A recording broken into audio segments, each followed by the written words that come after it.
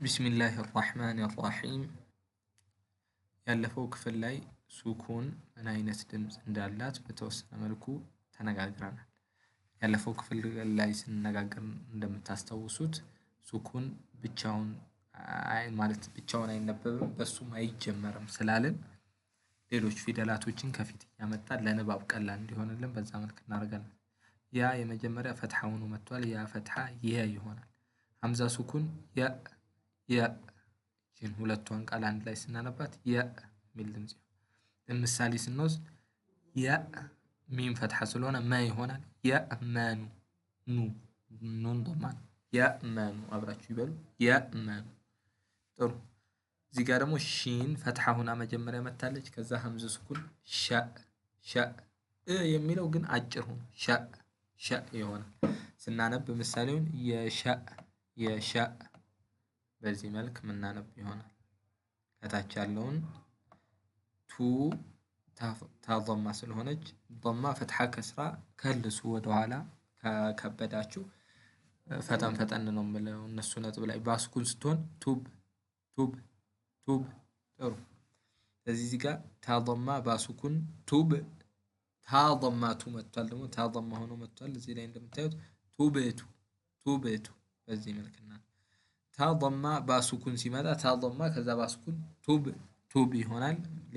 ሌላ ምሳሌ ለማየት የቱብ ያ ፈትሐ መጥቷል። የሆነ የቱብ ብለን እናነባለን። ኢንሻአላህ ሌሎች ምሳሌዎችን እንመልከት። እዚህ ጋር አሊፍ ፈትሐ መጥቷል። ከዛ ታሱኩን አት ፈአት አንድ ላይ ነው የምናነበው። ፈአትበዐ ጥሩ። ሚም ضማ መጥቷል። እዚህ ጋር ሙ ታሱኩን ሙት ይሆናል። አንድ ላይ ስናነበው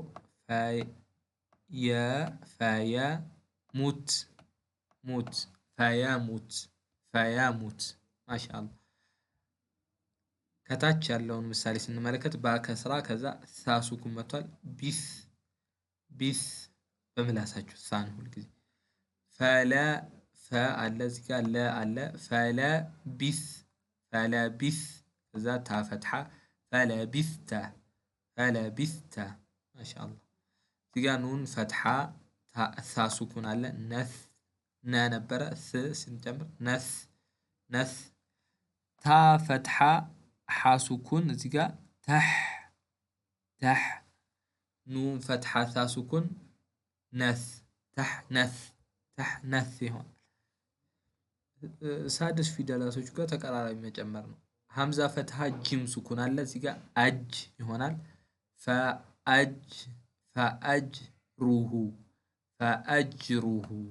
ፈአጅሩሁ ይሆናል።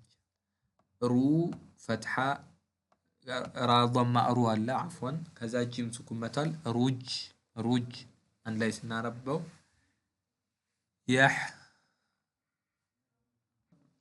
አንድ ላይ ስናነበው ሩጅ ይሆናል። እቺን ማለት ነው። ኢንሻአላህ ወደ ቀጣዮቹ እንሄዳለን። ዛል ضማ ሐ ሱኩን አለ ዙህ ድምጽ ይኖረዋል። ስለዚህ አንድ ላይ ዚሃ እዚህ መልክ እናነባለን። ራ ፈትሐ ሐ ሱኩን ራህ ይሆናል። ታ ፈትሐ ፋ ሱኩን ተፍ አለ እዚህ ጋር ራ ፈትሐ ሐ ሱኩን ራህ አንድ ላይ ተፍራህ በዚህ መልክ የምናነበው። ስለዚህ ሳድስ ፊደል መጨመር ነው። ቀላል ናቸው።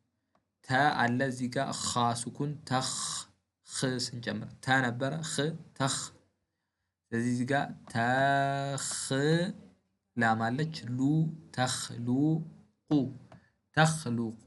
ተኽሉቁ እዚህ ጋር ሲን ፈትሐ ኻ ሱኩን አለች ሰኽ እዚህ ጋር ነን ትሆናለች። ኢንሻአላህ ይችን ህግ ሌላ ጊዜ እናያታለን። ኑን ላይ ሱኩን እንዳለች ነው የምናስበው ምንም ምልክት ካልመጣ። ነን ሰኽ ሰ ነበረ ኽ ሲጨመር ሰኽ ነንሰኽ ይሆናል። ታ ضማ ዳ ሱኩን ቱድ አለ ቱድሂኑ ሂኑ ቱድሂኑ ቱድሂኑ በዚህ መልክ እናነባለን።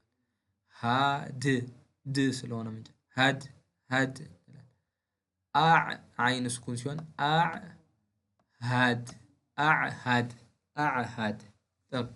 አብራችሁ ለማለት ሞክሩ።